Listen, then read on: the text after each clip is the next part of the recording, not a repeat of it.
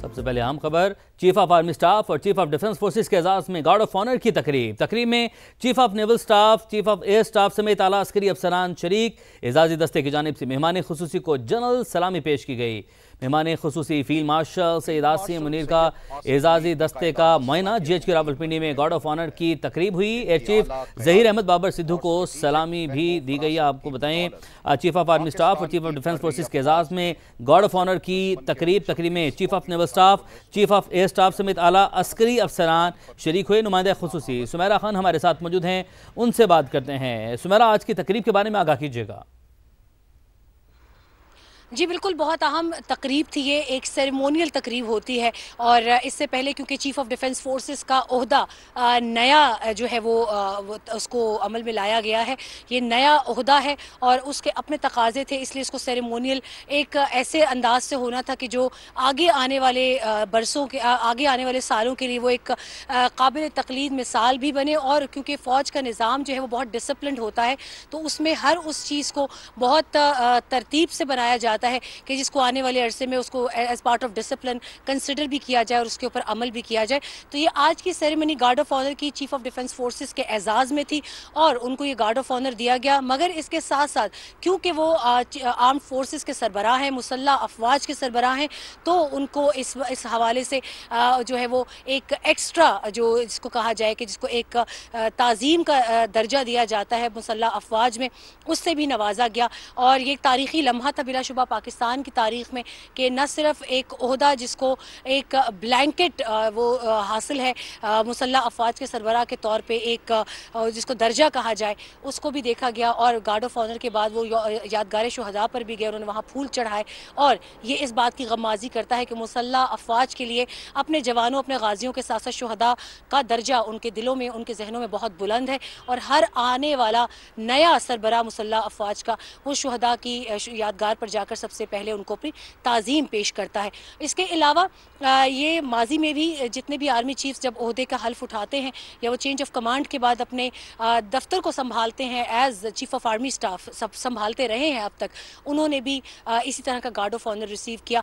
But if we come to the ranks, क्योंकि chief of defence forces पहला ओहदा है मुसल्ला अफवाज पाकिस्तान के लिए, तो उनके लिए गार्ड ऑफ ऑनर उन्हीं लाइन्स पर मगर एक निस्बतन एक ज़्यादा ताज़ीम के साथ, ज़्यादा डिसिप्लिन के साथ पेश किया गया। मुसल्ला अफवाज की बात करें तो उसमें नेवल चीफ और एयर चीफ भी शामिल थे।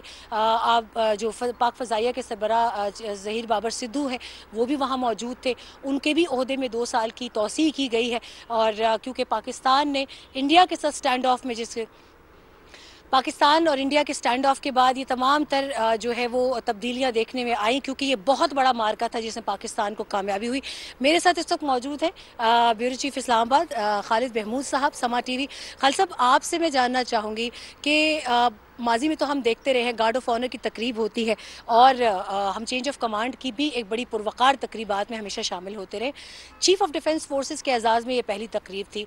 व्हाट एग्जैक्टली यू फेल्ट कि सेरेमोनियल के अलावा इसमें आपको क्या फ़र्क नज़र आया और मुसल्ला अफवाज की नज़रों में ये दर्जा बंदी जो है ये कितनी अहम होती है? देखिए जी, joint chiefs of staff committee का इससे पहले वजूद था और वो एक कोहेसिव एंटिटी थी, लेकिन अब उसको चेंज किया गया है। ख़ास तौर पे ये जो 9 मई के हालात थे, उसके बाद जो ज़रूरतें महसूस की गई हैं कि एक जॉइंट कमांड की ज़रूरत है हमारी फोर्सेस को, और इसको थोड़ा सा क्लैरिफाई किया है उन्होंने।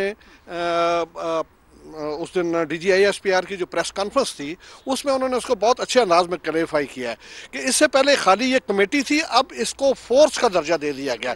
अब ये जो है वो कमांड, तमाम डिफेंस फोर्सेस की कमांड जो है वो उनके हवाले है। उससे पहले जो chairman joint chiefs of staff committee थे वो सिर्फ उनकी एक कोऑर्डिनेशन का काम जो है वो करते थे, लेकिन अब ये एक कोहेसिव फोर्स के तौर पे जो है वो एक्ट करेगी।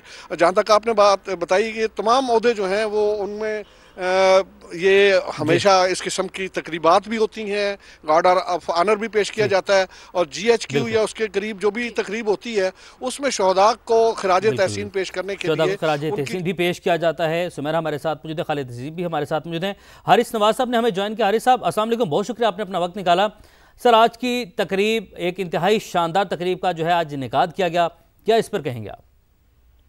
लेकिन ये एक बहुत ही आज तकरीब थी जिसमें कोर्ट ऑफ ऑनर तीनों मुसल्लह अफवाज ने कोर्ट ऑफ ऑनर पेश किया है chief of defence forces field marshal Yasir Munir को, और इससे चौको चौबन जज का था, बड़ा स्मार्टली टर्न उन्होंने कोर्ट ऑफ ऑनर पेश किया। बल्कि खास तौर पर इस बात थी कि इसमें chief of air staff, chief of naval staff वो भी मौजूद थे। दिस स्पीक्स के कितनी आपस में अंडरस्टैंडिंग और कोऑर्डिनेशन है, और साथ नाउ इट इज बेसिकली कि यूनिफाइड कमांड। अब इसका ये फायदा होगा कि जो स्ट्रेटजी बनेगी इमीडिएट कमांड लेवल के डिसीजन होंगे वो यहाँ से लिए जाएंगे, और फास्ट मूविंग बैटल के अंदर ये बड़ा ही काम की चीज़ है, बेहतर होता है इसके लिए करना।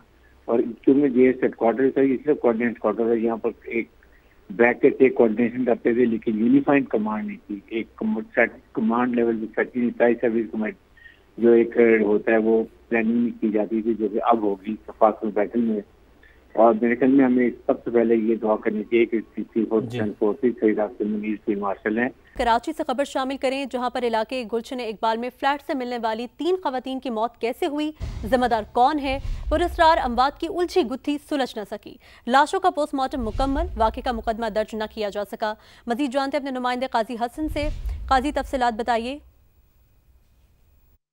जी, गुज़िश्ता रोज़ जो एक इमारत के फ्लैट से ख़वातीन जो है वो मुर्दा हालत में मिली थी, जबकि एक मर्द जो था इनके घर का उसको नीम बेहोशी की हालत में अस्पताल में दाखिल किया गया है।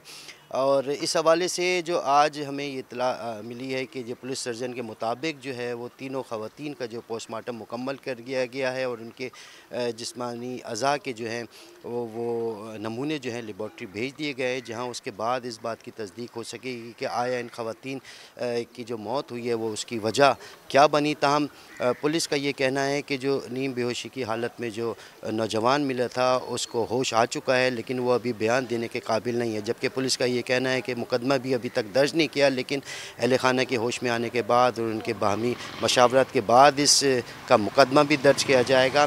और तफ्तीश के हवाले से पुलिस ने इमारत के जो फ्लैट के आसपास रिहायशी हैं, चौकीदार हैं, उनके इब्तिदाई बयानात लेना शुरू कर दिए और उनके बयानात भी लिए गए। जबकि हतमी रिपोर्ट आएगी उसके बाद इस बात का तयन हो सकेगा कि आया इन ख़वातीन की जो मौत हुई है वो किस वजह से हुई। जी आगे बढ़ें, आपको बताएं, पाकिस्तान एयरपोर्ट्स अथॉरिटी का अगले साल मुख्तलिफ एयरपोर्ट्स की अपग्रेडेशन और तोसी का फैसला। प्रोजेक्ट की तकमील से मुल्क में महफूज, मौसर और जदीद हवाबाजी की सहूलियात दस्तयाब होंगी। लाहौर एयरपोर्ट के टर्मिनल की तोसी सितंबर 2026 तक मुकम्मल हो जाएगी। कराची एयरपोर्ट की हतमी तोसी 2026 के शेड्यूल का हिस्सा। कराची एयरपोर्ट पर नए air traffic control tower, rescue fire station के लिए हतमी साइट्स मंजूर। स्कर्दू एयरपोर्ट के अपग्रेडेशन का काम भी अगले साल शुरू होगा। नया ATC टावर और फायर स्टेशन से एयर ट्रैफिक मैनेजमेंट और सेफ्टी मजीद बेहतर होगी। और लाहौर समेत पंजाब भर में स्मोक की शिद्दत बरकरार, फ़ज़ाई मयार बेहतर ना हो सका। दुनिया के आलूदा तरीन शहरों में लाहौर आज भी पहले नंबर पर है। AQI 370 रिकॉर्ड किया गया। पंजाब के दीगर शहरों में सूरत हाल क्या है, मज़ीद जानते हैं नुमाइंदा समा वेलरिंग एंड्रूज से, जो इस वक्त AQI वॉल से हमें तफसीलात बता रही हैं। जी वेलरिंग। जी बिल्कुल, लाहौर समेत पंजाब भर में स्मोक ने अपनी गिरफ्त मजबूत कर ली है और इस वक्त शहर का जो एयर क्वालिटी इंडेक्स है वो देखा जा रहा है कि 370 तक रिकॉर्ड किया गया है। और लाहौर के साथ साथ पंजाब के जो दीगर शहर है वो भी स्मोक की लपेट में है और वहाँ की जो फिजा है वो भी इंसानी सेहत के लिए इंतहाई मुज़र है। जैसे कि आप देख सकते हैं कि फैसलाबाद का एयर क्वालिटी इंडेक्स 726 तक रिकॉर्ड किया जा रहा है। इसके साथ बात करें खारियावाला की तो यहाँ का एयर क्वालिटी इंडेक्स 712 तक रिकॉर्ड किया जा रहा है और रहीम यार खान का एयर क्वालिटी इंडेक्स भी 550 से भी तजावुज कर गया है। तो देखा जा रहा है कि पूरे पंजाब में इस वक्त स्मोक की शिद्दत बरकरार है और वहां की जो फिजा है वो इंतहाई मुज़र है इंसानी सेहत के लिए। तो शहरियों को ये बार बार तलकीन की जा रही है कि जब भी घरों से बाहर निकलते हैं तो मास्क का इस्तेमाल लाजमी बनाएं, एहतियाती तदाबीर पर जरूर अमल दरामद करें ताकि पंजाब भर में इस वक्त जो स्मोक की शिद्दत है इससे बचा जा सके। वेलरिंग अपडेट कर रही थी, आपका शुक्रिया। फैसलाबाद का रुख करें तो वहां पर भी माहौलियाती आलूदगी संगीन है। एयर क्वालिटी इंडेक्स 700 से तजावुज कर गया। मुसलसल बढ़ती स्मोक ने इंतजामिया की गफलत और नाकिस हिकमत अमली का पोल खोल दिया। मजीद तफसीलात जानेंगे रिदा सिंधु से। रिदा, बताइए क्या तफसीलात हैं? जी बिल्कुल, सनदी शहर फैसलाबाद ने फ़िज़ाई आलूदगी में पाकिस्तान के तमाम शहरों को पीछे छोड़ दिया है। 700 से ज़ायद एयर क्वालिटी इंडेक्स के साथ पहले नंबर पर आलूदा तरीन शहरों में जो है वो आज बराजुमान है, जो कि इंतहाई ख़तरनाक है इंसानी सेहत के लिए। और ये ज़िले इंतज़ामिया की नाकस पॉलिसियों और हिकमत अमली का एक खुला सबूत है।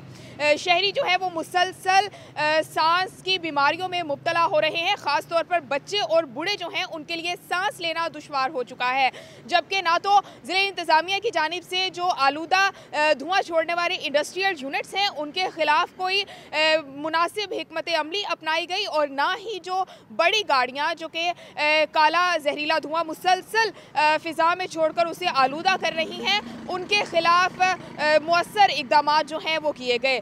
बिल्कुल रस्मी कार्रवाइयाँ जो हैं वो दिखाई दे रही हैं, जिससे जो सनती शहर के बासी हैं वो बहुत ज़्यादा मुतासिर हो रहे हैं। रदाब का शुक्रिया। नाजरीन, जबकि दूसरी जानिब मोटर व्हीकल ऑर्डिनेंस 2025 का नफाज मुल्तान के ट्रांसपोर्टर्स ने भी हड़ताल कर दी। मुसाफिरों के साथ ड्राइवर्स भी परेशान हैं। सदर ट्रांसपोर्ट एसोसिएशन का कहना है कि मुतालबात न माने गए तो हड़ताल का सिलसिला जारी रहेगा। मोटर व्हीकल ऑर्डिनेंस 2025 का नफाज मुल्तान के ट्रांसपोर्टर्स ने भी हड़ताल कर दी है। मुसाफिरों के साथ ड्राइवर्स भी परेशान हैं। सदर ट्रांसपोर्ट एसोसिएशन का कहना है कि मुतालबात न माने गए तो हड़ताल का सिलसिला जारी रहेगा। और पंजाब भर की तरह कबीरवाला में भी ट्रांसपोर्टर्स ने जुर्मानों और मुकदमात के खिलाफ हड़ताल कर दी। हड़ताल के बायस मुसाफिरों को आमदरफ्त में शदीद मुश्किलात का सामना है। मजीद जानते हैं समा के नुमाइंदे उवैस गुजर से, जो मुसाफिरों के साथ मौजूद हैं। बताइएगा उवैस, क्या कहना है उनका? हाँ जी बिल्कुल, बढ़ते हुए जुर्मानों और ड्राइवर हजरात पर मुकदमात के अंदराज की वजह से कबीरवाला में भी आज हड़ताल जारी है।